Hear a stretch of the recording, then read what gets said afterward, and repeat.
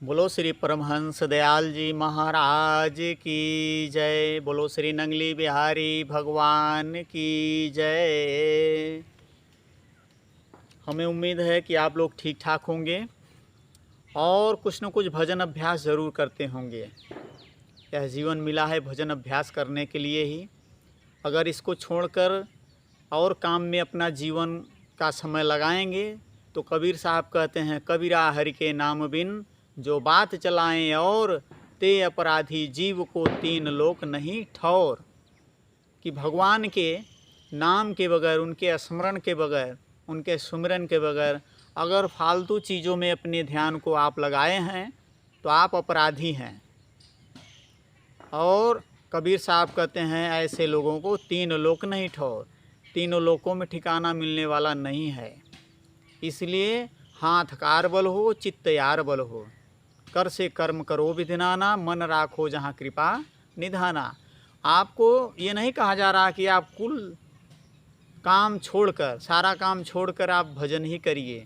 भजन करने की विधि ज्ञानी जन बताते हैं कि हाथ आपका काम करता रहे, आँखें आपकी सामने देखती रहें, कान आपका सुनता रहे, लेकिन अंतःकरण आपका ध्यान में हो, भजन में हो। कहें सुमिरन की यों सुध यों करो ज्यों गागर पनिहार, हालय डोलय सूरत में कहें कबीर विचार। आप संसार का काम करते रहो लेकिन आप भजन में भी बने रहो। तो ये विधि आपको सीखनी पड़ेगी। और ये विधि जब तक नहीं सीखेंगे आप कब तक जो है आसन मार के बैठे रहेंगे, कान मूंद कर बैठे रहेंगे या आंखें मूंद कर बैठे रहेंगे। जो सहज विधि संतों ने बताया यही बताया कि कर से कर्म करो विधिनाना, मन राखो जहाँ कृपा निधाना। कि आप हाथ से काम करते रहो, पैर से चलते रहो, हाँ, लेकिन आपका अंत का ध्यान जो है वो आपका अपने स्वरूप में बना रहे। कबीर साहब ने और कहा, ठाढ़े बैठे रहे उताने, कहें कबीर हम रहे निशाने।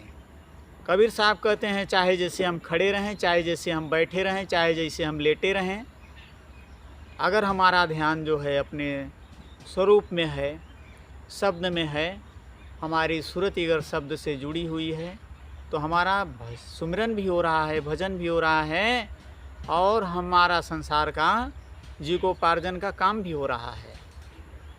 तो ऐसा जीवन जीना जो सीख जाता है उसको फिर जो है अपने ही अंदर शांति सुकून मिल जाता है। दर दर की ठोकरें खाने की ज़रूरत नहीं पड़ती, भटकने की ज़रूरत नहीं पड़ती, उसको फिर कोई आडंबर करने की ज़रूरत नहीं पड़ती। वो जिस भी हाल में रहेगा, जिस भी परिस्थिति में रहेगा, वो मस्त रहेगा, क्योंकि वो साधन ऐसा पा गया है। साधन धाम मोक्ष करी द्वारा, पाहि न जई परलोक सवारा। तो ऐसा साधन संत महापुरुषों से मिलता है जो शरीर मानव का पाया है और सुमिरन का जो विधि सीख लेता है, ध्यान की विधि सीख लेता है, वो फिर जो है जीवन में आनंद प्राप्त करता है, शांति पाता है, सुकून पाता है। नहीं तो आप देख सकते हैं किसी को भी शांति सुकून नहीं है, न सोते न जागते। तो हमारे कहने का मतलब है आप ऐसी सुमिरन की विधि सीखिए कि आप संसार का काम करते हुए सुमिरन में चलते रहिए, सुमिरन में बने रहिए। ये विधि सर्वोत्तम विधि है और यही विधि सीखने के लिए संत महापुरुष आपको इशारा करते हैं, जो तत्वदर्शी महापुरुष हैं और जो और भी विधि आपको बताते हैं कर्मकांड की। तो कहने का मतलब है संसार में बहुत से मार्ग बताने वाले लोग हैं और जिसको जैसा अच्छा लगता है वैसा करता है। और लेकिन जो अंतर की साधना है, सूरत शब्द योग की साधना, ये सर्वोपरि साधना है। इस साधना को करना सबसे बड़ा लाभकारी है। यही कल्प वृक्ष है, सब फल देने वाला है। और यह साधना जो करने लगता है वो सुखी हो जाता है।